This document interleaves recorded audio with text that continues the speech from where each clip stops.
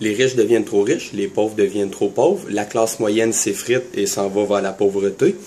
Comment régler le problème de l'économie? C'est très simple, ça prend un revenu de base pour s'assurer que tout le monde reçoit ce qu'il faut pour satisfaire ses besoins et un revenu maximum pour s'assurer qu'il n'y a personne de trop riche. L'idée du revenu de base n'est pas encore très connue, mais elle est en train de faire son chemin en Union européenne et ailleurs. Il y a eu plusieurs pétitions, s'il n'y a rien qui a été adopté encore, mais l'idée fait son chemin, elle se développe tranquillement et il y a beaucoup de chances que dans un futur plus ou moins rapproché, dépendamment de la motivation des gens à s'impliquer face à cette idée-là, ça va se développer. En ce moment, dans notre société, le revenu de base existe déjà, mais il ne s'appelle pas le revenu de base. Ça s'appelle le bien-être social, le chômage et les pensions. C'est un salaire, c'est pas un salaire, c'est un revenu que tout le monde reçoit pour satisfaire tous les besoins de base, comme j'ai dit. Et en plus de ça, ça n'empêche rien au travail. Parce que le but du revenu de base, c'est de s'assurer que les besoins de base soient comblés. Mais après ça, pour se payer ce qu'on peut appeler un peu de luxure, il faut travailler. Et aussi, le gros avantage du revenu de base, c'est un peu comme le chômage. Ça va donner une force à la négociation de l'employé envers l'employeur. Parce qu'admettons que tu ne reçois plus d'argent pantoute, il faut que tu acceptes des jobs de merde, si je peux dire. Tandis que là, si tu n'es pas obligé d'accepter la job de merde, le salaire des jobs de merde, s'il n'y a personne qui veut les faire, va augmenter. Fait que ça va plus répartir l'effort du travail et la rémunération au travail. Après ça, l'autre, c'est le revenu maximum. Le revenu maximum, on pourrait le fixer par rapport à une référence.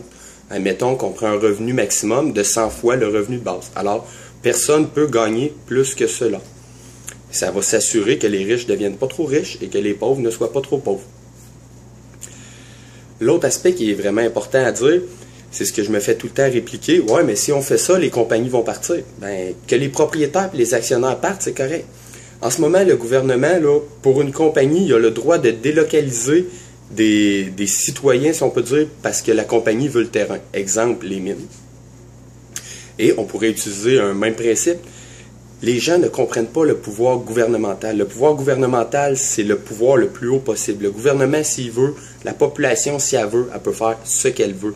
Alors, on aurait juste à passer une loi que si les actionnaires et les propriétaires veulent partir, déménager leur compagnie ailleurs, on les oblige à laisser tout le matériel de l'entreprise ici et le racheter par les employés pour que la compagnie devienne une forme de coop qui gère la compagnie et qui continue à faire l'exploitation de la compagnie. Aussi simple que ça.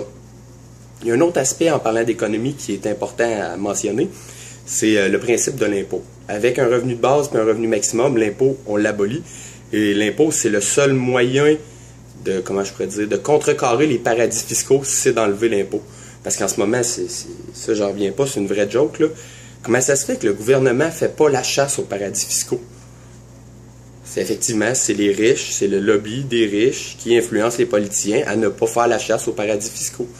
Alors, on sait sont où les paradis fiscaux. Il y a même des articles, là, pour 3500 $, tu as des compagnies qui existent au Canada qui vont gérer ton argent pour l'envoyer dans des paradis fiscaux.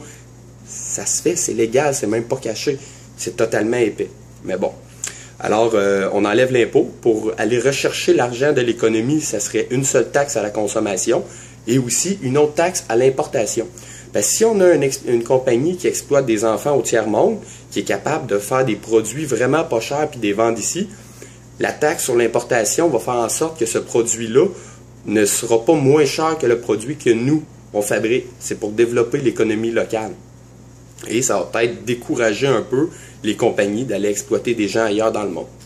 Le principe de la mondialisation, en fin de compte, c'est pour contrer la mondialisation. Alors, comme j'ai dit, c'est des idées. Il suffit que la population soit au courant de ces idées-là, comprenne ces idées-là.